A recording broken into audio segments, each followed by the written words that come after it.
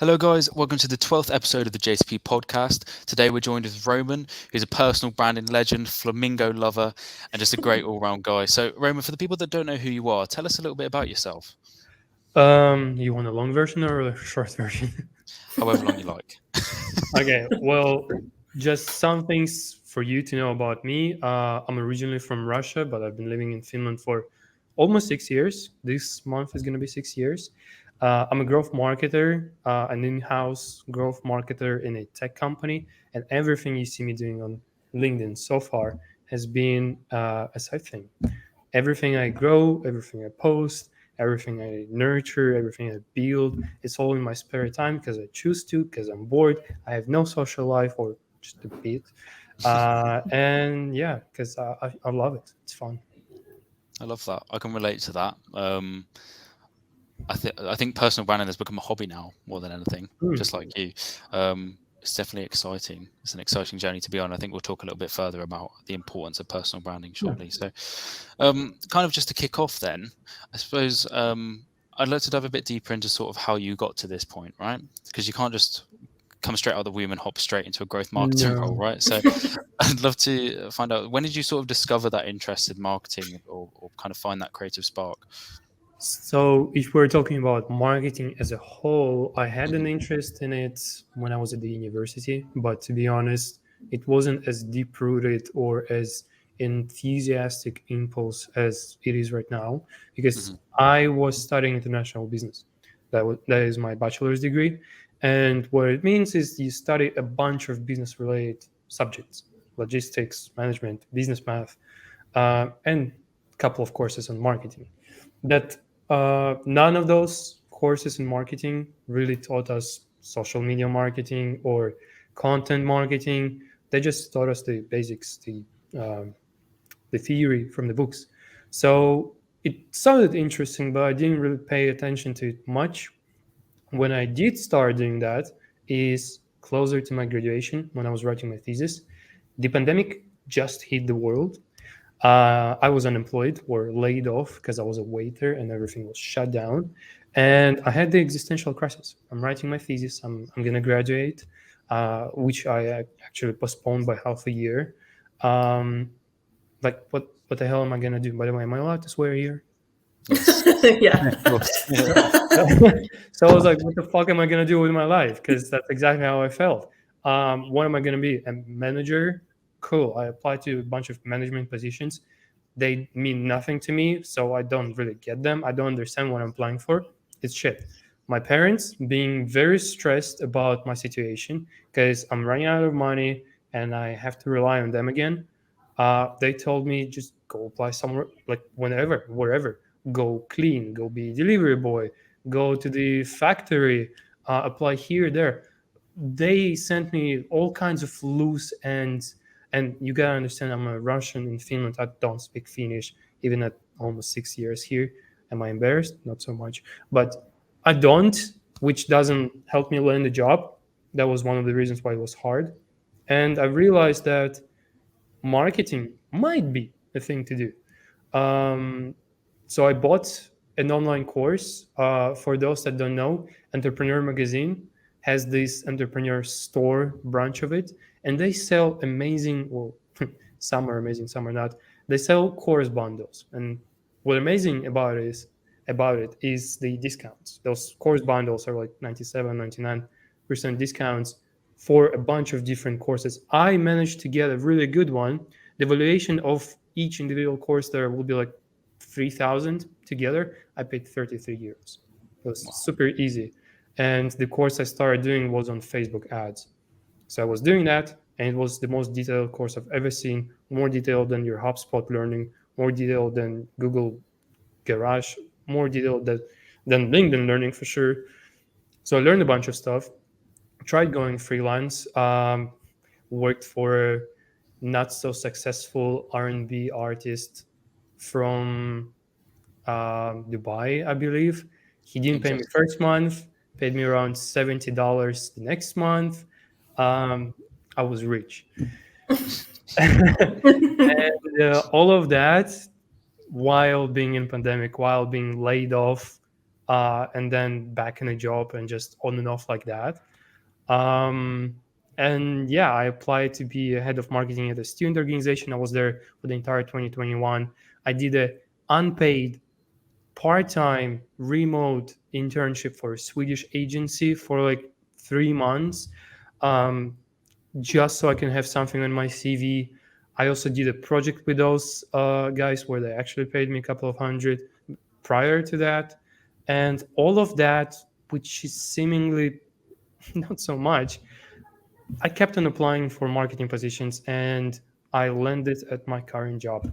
And somehow, at the same time as I landed on my current job, I also connected to an awesome person whose name is Lina Lotalengra. If you're listening, and I know you will, I'll send you the episode. You're awesome. She told me about this whole LinkedIn employer branding, personal branding. That's how I slowly got into it.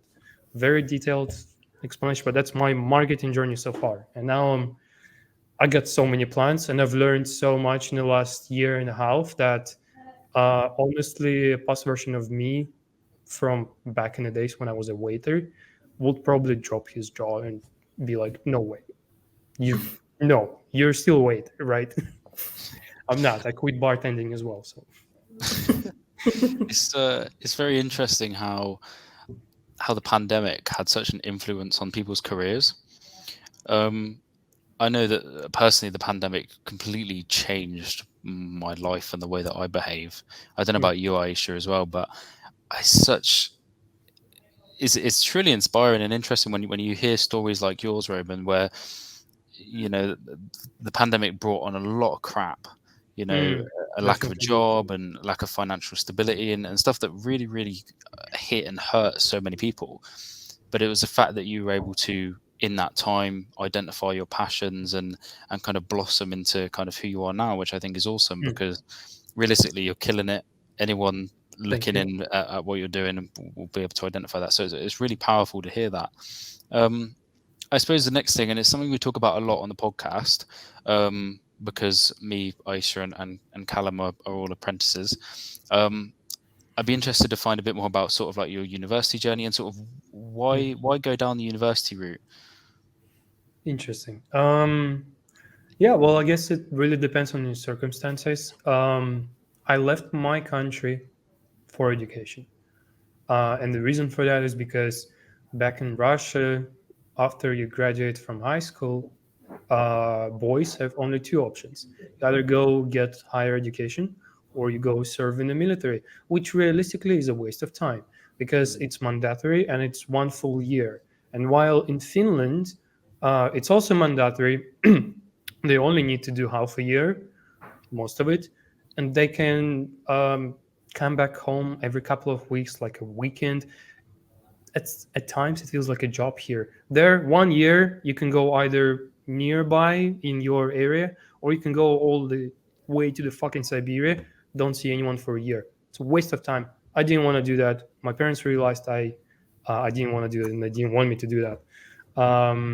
And my parents always had this passion of just sending me abroad because at the same time, even if I go to the best university in Russia, the diplomas are not as credited, not as I don't know, they're not as powerful abroad. So I will be limited quite a lot to post-Soviet countries. They didn't want that. They wanted me to flourish. They tried to look for opportunities in Dubai as well. Didn't work out. Czech Republic also didn't work out for multiple reasons. And then they heard about Finland. There was free education. Finland has one of the best educational systems in the world, and they just threw me in there, and I was more than happy to be thrown. I think university can be very helpful, and while I have not learned, my current marketing skills there, and I will be surprised if you come to me and you say you did, that's one hell of a university. They can't keep up. It did not give me this marketing skills. It might have given me other skills. It definitely gave me networking opportunities. It definitely opened my eyes to different experiences, and just the university experience on its own, in my case, was worth it. So yeah, does that answer the question? Definitely. Yeah, I'd say so. What would you sort of say were your biggest takeaways from university, the biggest things that, well, you've kind of said a couple of them, but any other big things that you've learned? Have fun. Definitely don't be. I mean, I respect people who study a lot. They're like bookworms, or they try to ace every highest grade on every subject. That's great, but at least my university, it was amazing in terms of student culture. My university also was in a rather small town, 70,000 people, and there are 5 more unis in there. So Wow. you could really cross, not breed, although some people may did, but you could definitely cross paths with students from other universities. And there are a lot of international students, there are a lot of exchange students. I had the best time of my life in my second year of my uni. I, s- I partied hard. I managed to travel on a broke ass money that I did. It was the best. Like I was single, I was just doing stupid shit, and yeah, that was the best part. Have fun, guys. If you're at university, you will graduate one day, and then you're gonna be left with existential crisis on what the fuck you're trying to do. Unless you're one of those people in a very special degree, like doctors, or I want to be a psychologist, which Hmm. is fucking hard as well. Yeah, I think we kind of say that a lot on the podcast. Like, it's hard unless you're in a degree like that. But a lot of people say that university kind of just buys them time as well to really Mm. realize what they want to do. So yeah, Yeah, yeah. I know a guy in my university who, like a very typical Finn might say, he extended his studies to, I don't know, 7 years. He was officially a student for maybe 6 or 7 years. He was in a student union as a member at the beginning, and then he kind of grew, like he went up the ladder. At some point he was running the student union. Like in Finland we have this thing, we wear overalls, we have like student overalls. They're all different colors depending on your degree, and whenever you go to the event or to a party, you get a patch. You can either glue it and it will fall off because you suck, or you sew it on and you keep it forever. The thing is, you always wear your overalls just the bottom part, and you kind of tie the top part on your waist. That guy had to wear them fully because he did not have any more space to sew his patches because he's been student for so long. More than that, he had to get the second pair because he just ran out of space upstairs as well. Wow. I believe now he finally graduated, but it took him a while to figure it out. That's impressive. Yeah. No, that is. One thing that I don't know, I'm quite interested in is sort of what your current role is like day to day and stuff like that. What you do, because obviously, you're on LinkedIn. We all see you every day. You're always on our timeline. But you always talk about yourself, but I never sort of see much about your role. But I'm nosy, so I'd like to know. I mean, my day to day, that's an interesting question. My role is growth marketer, which to some people might sound as a fancy buzzword, which maybe it is. But to me, the nature of my job is basically to run various growth experiments. I just try stuff, but do it according to certain frameworks that allow you to outline your idea, track the progress, analyze it, and if it works, then you double down on it. Boom, revenue. If it doesn't work, which is the majority of cases, and it's fine, then for example, Spotify ads doesn't work for us. Fuck it. That's the nature of my job. What I actually do on a day-to-day basis varies. Right now, I'm transitioning a little bit, so I'm planning to still take care of our social media, to keep it alive, but kind of I just started our TikTok account. So if anyone out there in the recruitment space, just look for RecRite. Yeah, I just want to try and experiment there. We're a video recruitment company, so we need video. That's like 30% of my job. But the 70% is actual growth experimentation. We're trying to get into, we're trying to build like the e-commerce business, e-commerce side of business. So we're very enterprise oriented. We have salespeople catching our clients and negotiating deals with them, and it's usually like big companies. We're trying to pivot elsewhere, which is smaller companies that will have a self-service kind of thing. And me and one more colleague, we're trying to take care of it. So all the onboarding, all the user experience, promotions in that regard, feedback, audience research. I'm a full-blown marketer when I say like that. Like, I mean, it sounds like that, I hope. So I'm learning a lot. I'm running a newsletter with my coworker. I'm doing social by myself. I am planning to interview people for my ICP research, and there's a whole lot more. And the reason I don't talk about it is because it's quite different from what I talk about on LinkedIn normally. It will attract a very different audience, or I just have not found an angle or did not want to find an angle to talk about it in a way that will be interesting for my audience. Yeah. I also talk a lot, as you might have noticed. I love it. That's why I love your content as well, because like you show your personality through it. And no matter what you're talking about in your posts, I'm always like engaged through reading it, which is great. I definitely Thank think you. you should definitely try perhaps talking about it from that angle. I mean, Hmm. I suppose your whole role is about experimentation, right? So why Yeah. not give it a little shot on LinkedIn? Yeah, it could be, because the whole growth marketing, growth hacking fields of marketing has a lot of stigma around it, because some more professional, more advanced marketers see it as buzzwords, because growth marketing is just digital marketing, and digital marketing is just marketing. Every marketing is digital right now. So it's just a fight between terms and what to call it. But yeah, maybe I should make a post. Yeah, Yeah. I'd be interested to see it. Me too. I feel like there's a lot of ups and downs, and people would like to hear about it. Yeah, Yeah. definitely some. So I suppose kind of tying into kind of what you're doing now, I'd be Hmm. interested to know, and I appreciate if you don't have a full itinerary, step-by-step guide of what your future might look like, but where do you sort of envision yourself being, or perhaps where would you like to be in your career down the line? Because I know that you're very driven, and the conversations that we've had before this call, I know that you're very, very passionate about your career and passionate about developing as a person. So what would you say your future career plans could possibly look like? Well, first of all, I gotta say that I'm the kind of person who might have too many options, and he doesn't act too well on it, or any of them particularly. But one way my future could look like, I still work my full-time job, maybe, I don't know, switching to an agency or somewhere down the line, wherever future may hold, and I just have my LinkedIn on the side. I monetize it to some degree, but I keep it to the level that's manageable.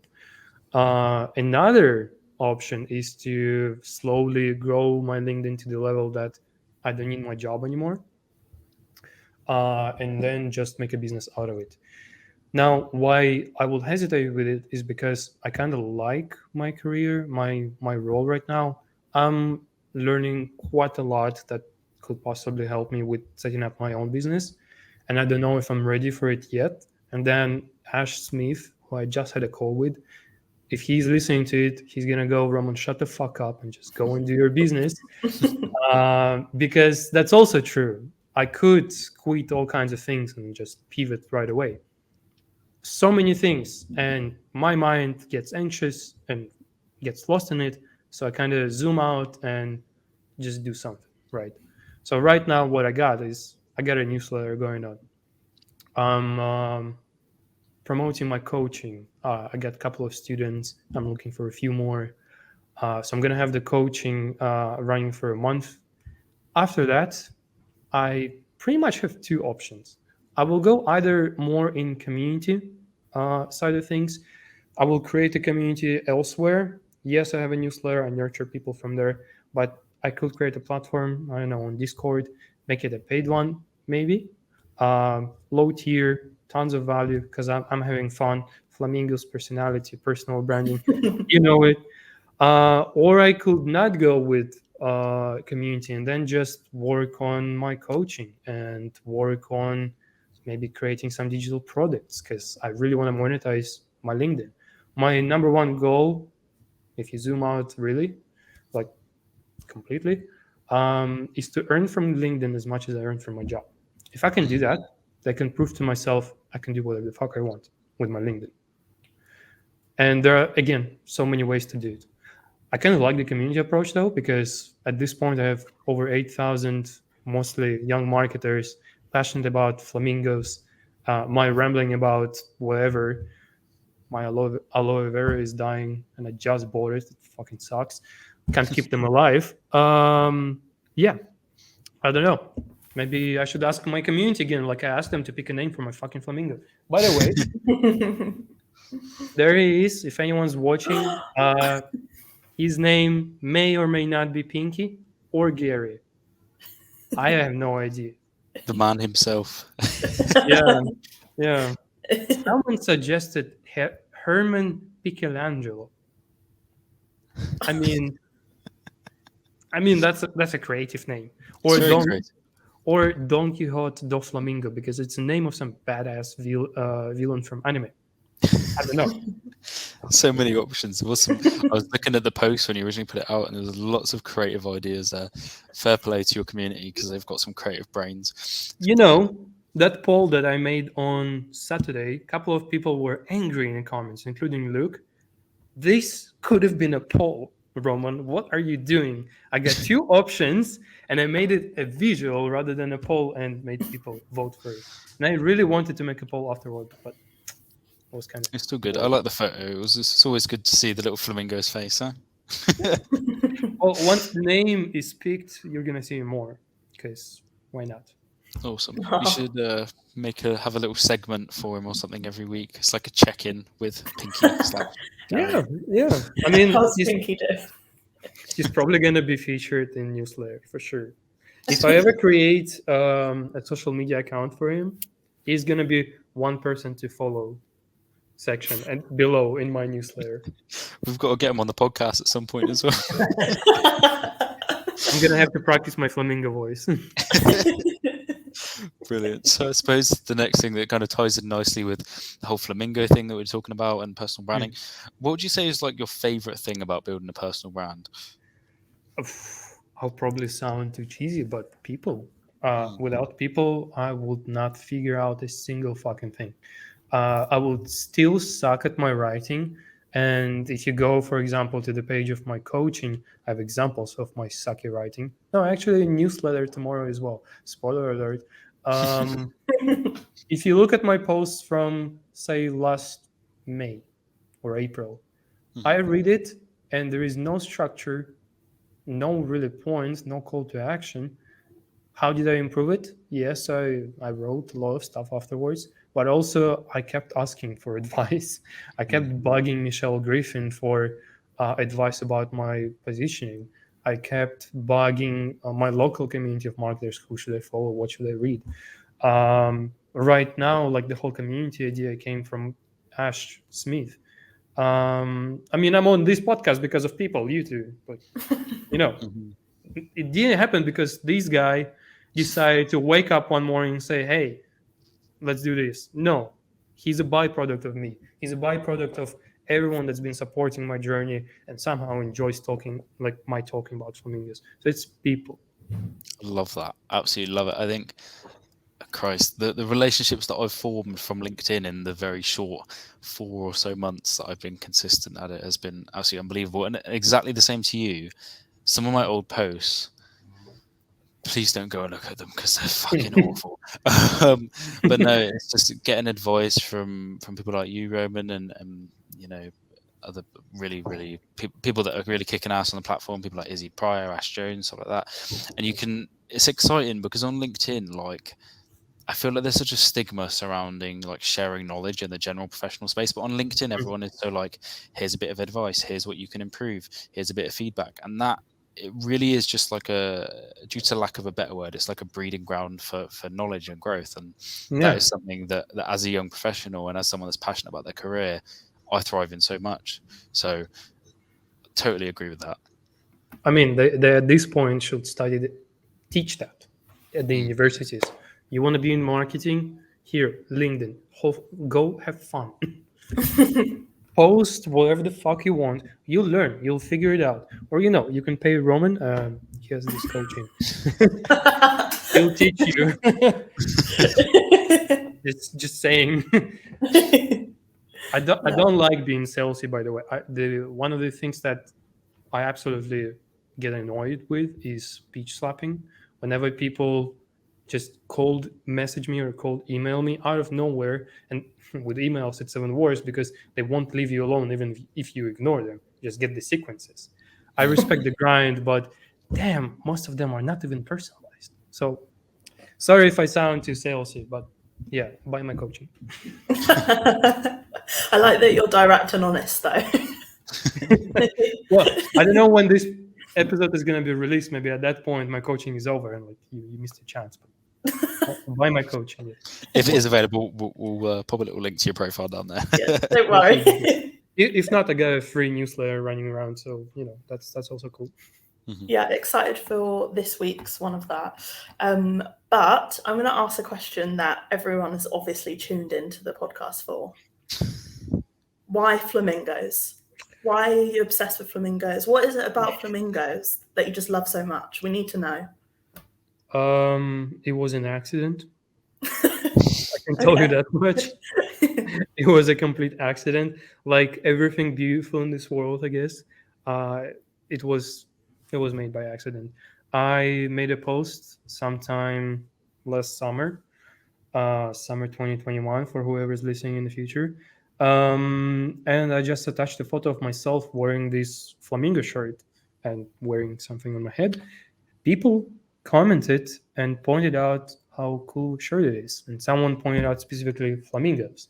And I don't know, something clicked in my head and I thought, flamingos are cool. People seem to like them. I don't see literally anyone flashing their flamingos because Leah Turner has her rainbow. She's iconic with that. Chloe Fox, she has her watermelon and watermelon socks. Everyone knows her for that. I did not really have any more examples at that moment, but I thought there is definitely nobody with flamingos, at least doing it well. Plus, flamingos are kind of cute. They have very neutral background, unlike otters who are also cute but do horrendous shit in their spare time. Flamingos have no dark facts to them, so technically, if you don't like flamingos, something is wrong with you, not with the flamingos. It's a great analogy. Just saying, you can't say anything against flamingos. They're pink. You hate pink. I'd never liked pink. That's the thing. With the flamingo in the picture, pink, I embrace it. It's just something I've grown to like. And the way I have used it and have nurtured this perception that I'm the flamingo guy, which wasn't my intention really. It was more for fun and experimentation. Once I've noticed that people liked it in the comments, I started using the flamingo emoji just in my comments here and there whenever I reply to people, whenever I comment. And I started using it more. And then I added to my name. And then I added it to my banner. And it was like a tiny flamingo in the corner that nobody really noticed. And if they did, they never told me.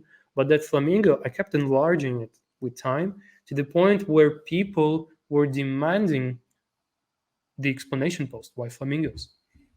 So I made a post, I updated my banner, and the post says exactly what I said now. And ever since, flamingos have been my go-to thing. People refer to me as Flamingo Roman or Flamingo Guy.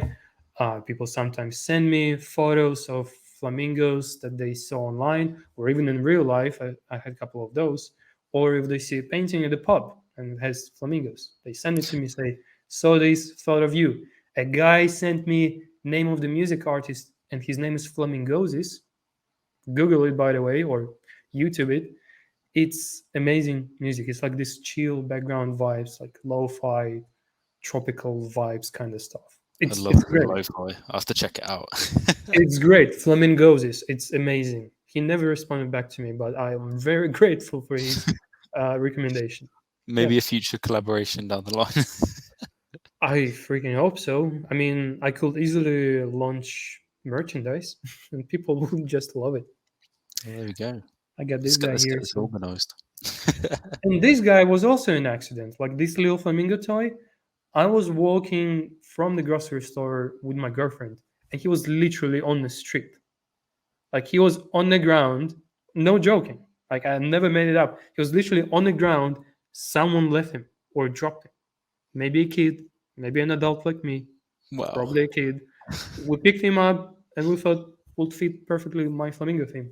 It was meant to be Gary or Pinky or whoever you are. it was a sign. Yeah, Very, very clear sign. I love that. yeah. Okay, so another question I wanted to ask you is sort of why do you think building a personal brand is so important for young people?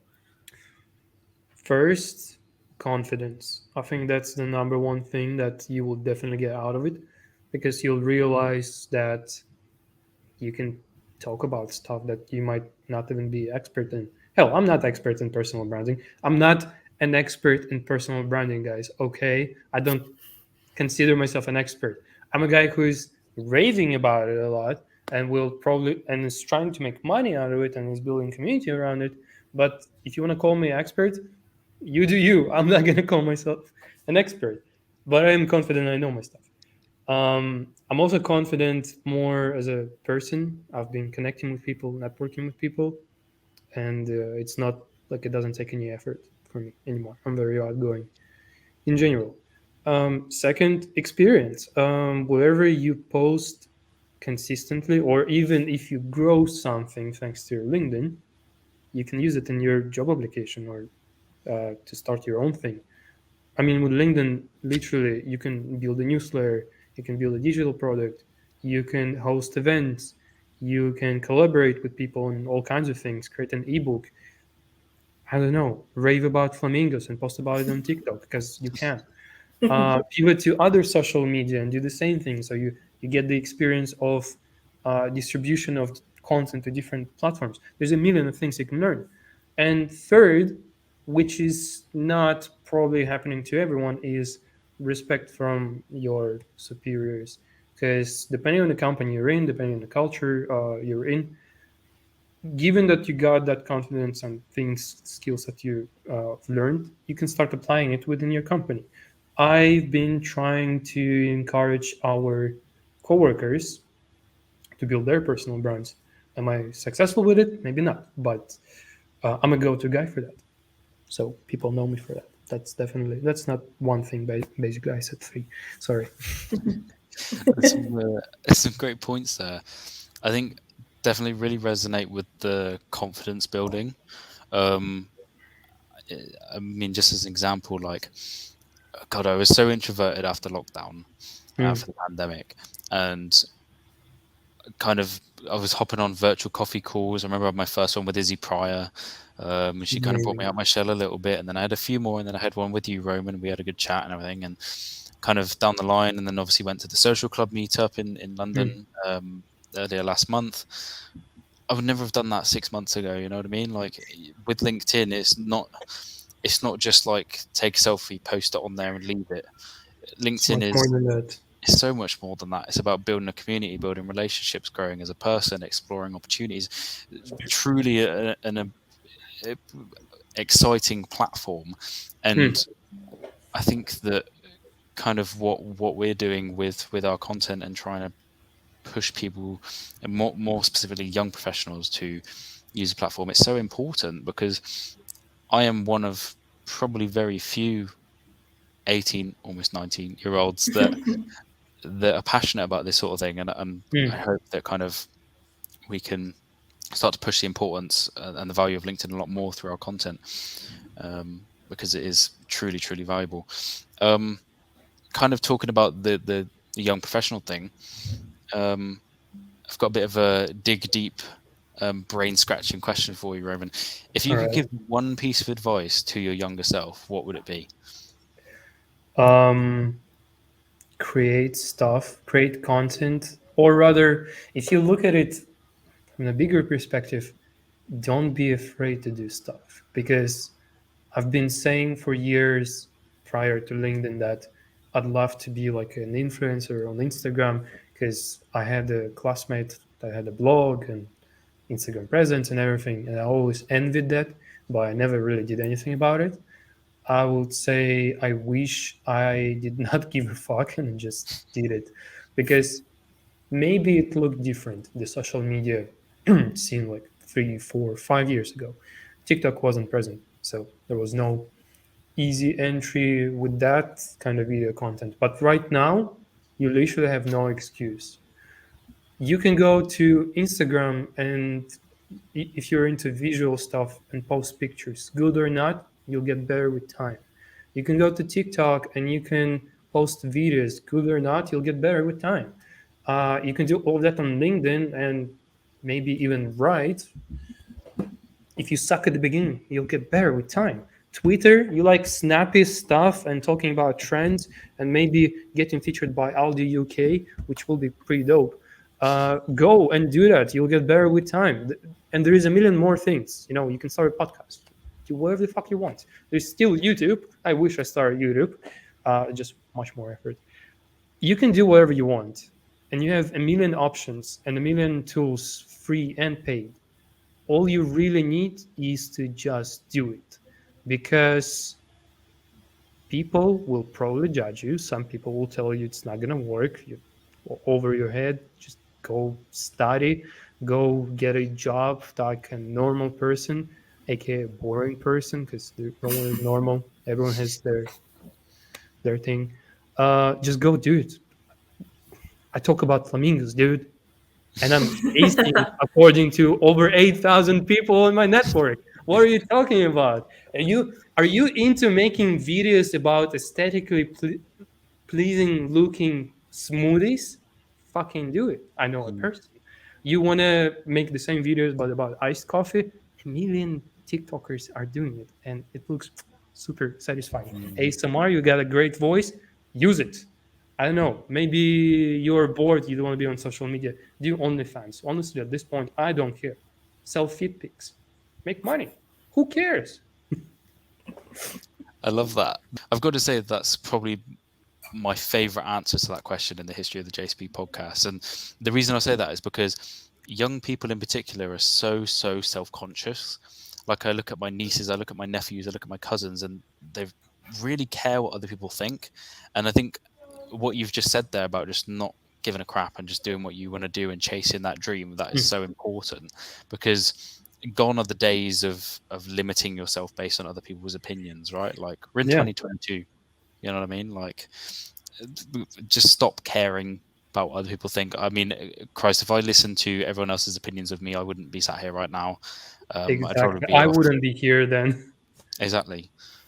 Like, it's just, you just got to remove that emotion. You got to detach completely and just focus on what you want to do. So that's don't get me wrong. Those feelings are valid. I mean, you feel that way for a valid reason. There are people out there that maybe don't know better or are afraid themselves, so they tell you, like, don't do it. They want to play it safe, which is okay in some cases. But honestly, is that what you want? Because I'm a Russian guy living in Finland, talking about flamingos on LinkedIn, on a podcast with a couple of British people. That's a mouthful, and I'm doing it because I don't care, really. I mean, yeah, well, you shouldn't either. Just fucking do what you want. I love that. Sweet. Yeah. So that's going to wrap up the podcast for today. The final thing I'll ask you, Roman, is if people want to find you, find the Flamingo, Gary, Pinky, Steve, Brian, whatever, where can they find you? Number one place, my LinkedIn, and you'll probably share the links to it. I will. Yeah, from there, I think you'll find the rest of me. I have my newsletter there, my coaching application. If you don't see it, you can always connect with me. Add a note, say you heard me from a podcast, add the flamingo emoji in the note so I know. I'll accept. We'll have a chat. Wherever I can help with, I will. I kind of have a Twitter. It's not really active. Yeah, LinkedIn's probably the best. From there, you can find the rest. I'm going to do a little test as well at the end of this podcast. So if you made it to the end of this podcast, I want you to comment a flamingo. 'Cause that's how we know, right? If they've been paying attention, they'll put a flamingo down there. So That's a good go one. ahead. Go do it now. I'm waiting. Actually, I have that in my about section. I have it at the very end. If you want to connect with me, because I also talk about pandemic networking there, attach the emoji to your connection request. Nobody fucking does it. Clearly, no one's reading my about section. Terrible. I suppose, I mean, though, to be fair, I do have a habit of reading the about section after I connect. Maybe I should start reading them before a bit more. Me too. Yeah. I mean, yeah, I don't judge because, I mean, I have other things I consider when I connect with people, so it's fine. But it will be nice to know that you read my about section, just saying. Of course. And it'd be nice to know if they've watched this the whole way through, because it's been a pleasure sitting here with you, Roman. Yeah. Always good to have a chat with you. I look forward to our future chats, future collaborations, all that sort of stuff. And yeah, I just appreciate you coming on the JCP podcast. And we'll see you all next time, whenever that may be. Maybe soon, maybe not. Appreciate you reaching out. I appreciate you taking the time and interviewing me, a person who is from God knows where, talks about stuff that's not so relevant to my boss, for example. Yeah, really appreciate it. It was fun. And yeah, when is the next webinar takeover? Very soon. Bring it on, Sophie Miller. Okay. I'm excited to see this. Of course. Sophie Miller, watch out. We're going to invade those chats. We'll have to share the story of the webinar takeover people one day, but that's in the pipeline, so we can discuss that at some point. Sweet. Well, thank you guys so much for listening. Get those flamingos in the comments, and we'll see you all very soon. Yeah, Peace out. Bye-bye.